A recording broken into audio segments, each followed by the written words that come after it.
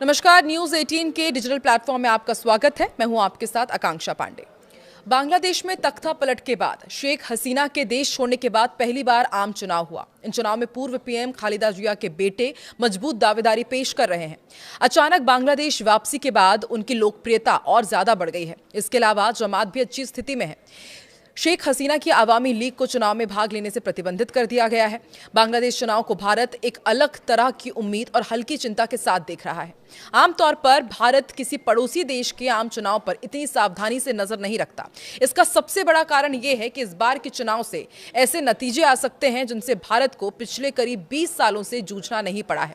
पहली बात, कई सालों बाद बांग्लादेश में ऐसी सरकार बनने जा रही है जिसमें शेख हसीना की पार्टी आवामी लीग सत्ता में नहीं होगी। भारत बांग्लादेश में आवामी लीग की सरकारों के साथ काम करने का आदी हो चुका था, लेकिन अब उसे बिल्कुल नई राजनीतिक हकीकत का सामना करना है। दूसरी बात, भारत बारीकी से यह भी देख रहा है कि क्या तारिक रहमान की अगुवाई वाली बीएनपी अपने दम पर सरकार बना पाएगी या उसे जमात इस्लामी को गठबंधन में शामिल करना पड़ेगा। लंदन में लंबे वनवास के बाद लौटे तारिक रहमान फिलहाल प्रधानमंत्री पद की दौड़ में सबसे प्रबल दावेदार माने जा रहे हैं। खालिदा जिया की मौत के बाद जब से उन्होंने पार्टी की कमान संभाली है, बांग्लादेश की जनता के बीच उनकी लोकप्रियता का ग्राफ तेजी से बढ़ा है। तारिक रहमान का भारत पर स्टैंड समान सम्मान और आपसी हित पर आधारित है। हालांकि अतीत में बीएनपी का झुकाव पाकिस्तान और चीन की ओर रहा है, लेकिन इस बार तारिक रहमान ने कूटनीतिक संतुलन बनाने की कोशिश की है।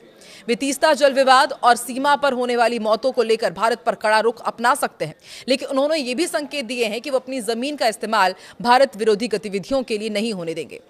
शफीकुर रहमान, जो कि जमात इस्लामी के हैं, अमीर शफीकुर रहमान इस बार जमात इस्लामी के पीएम फेस माने जा रहे हैं। ये पार्टी कट्टरपंथी विचारधारा के लिए पहचानी जाती है। युवाओं की नई पार्टी एनसीपी का ये गठबंधन देश में क्रांतिकारी बदलाव का दावा करता दिखाई दिया है। भारत के प्रति सोच की बात करें तो शफीकुर रहमान ने सभी को चौंकाते हुए भारत के प्रति काफी नरम और सकारात्मक रुख अपनाया है। उन्होंने सार्वजनिक रूप से कहा है कि भारत बांग्लादेश का सबसे निकटतम पड़ोसी है और उनके साथ रिश्ते उनकी प्राथमिकता रहेंगे। जमात ने हाल ही में भारतीय उच्च आयुक्त से मुलाकात भी की थी, जो इस बात का संकेत है कि वो अपनी पुरानी भारत विरोधी छवि को बदलकर एक जिम्मेदार पड़ोसी के रूप में उभरना चाहते हैं। नाहिद इस्लाम और एनसीपी के प्रभाव के बारे में यदि बात की जाए तो छात्र आंदोलन से निकले नेता नाहिद इस्लाम और उनकी पार्टी एनसीपी सीधे प्रधानमंत्री की रेस में भले ही ना हो, लेकिन वो सरकार बनाने में किंग मेकर की भूमिका निभा सकते हैं। इस पार्टी का रुख शेख हसीना को शरण देने के मुद्दे पर इस गुट का रुख भारत के प्रति काफी आक्रामक रहा है। वो भारत के साथ होने वाले सभी पुरानी समझौतों की समीक्षा की मांग कर रहे हैं, जो भारत के व्यापारिक और रणनीतिक हितों के लिए एक चुनौती बन सकता है। अब आपको ये भी बताते हैं कि बांग्लादेश चुनाव के दौरान भारत के लिए आखिर बड़ी चिंताएं क्या है। वहां पर जो सरकार बनेगी उसने भारत की चिंता क्या बढ़ा रखी है। देखिए, सुरक्षा और उग्रवाद भारत की सबसे बड़ी चिंता यह है कि नई सरकार के आने के बाद कहीं नॉर्थ ईस्ट में उग्रवाद फैलाने वाले समूहों को कहीं फिर से बांग्लादेश में पनाह ना मिलने लगे, जैसा कि साल 2001-2006 के दौरान देखा भी हमने था। कनेक्टिविटी प्रोजेक्ट्स, ये भी एक बड़ा मुद्दा है। भारत ने पिछले एक दशक में बांग्लादेश में अरबों डॉलर का निवेश किया है, कई ट्रांजिट समझौते किए हैं। नई सरकार अब इन समझौतों को जारी रखेगी या उनमें बदलाव करेगी, ये भी देखने वाली बात होगी।